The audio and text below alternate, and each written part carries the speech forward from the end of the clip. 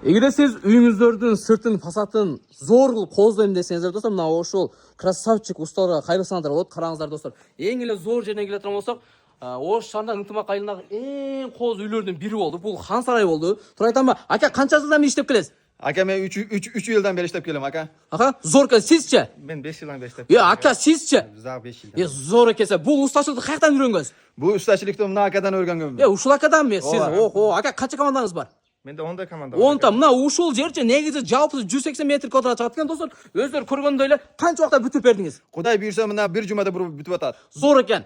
Метр квадраты. Metr kvadrat 180 metr kvadrat. Зор экен. Ака, канча жыл гарантия бересиз? 20 жыл. 20 жыл гарантия берген болсоңуздарчы достор, ушул акадан кайрылбаңыздар. Негизи фасадтын канча түрү бар? Bizde 5-6 türü var. Ой, чын элеби? Çinli aka jasa bereriz.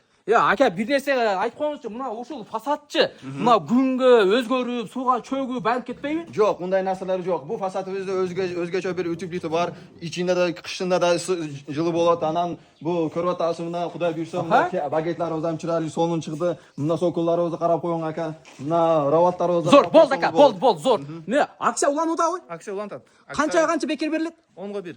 Зор экен. Ушул аканы таанаган болсо бирден лайк басып койсо, тура айтамбы? Doğru.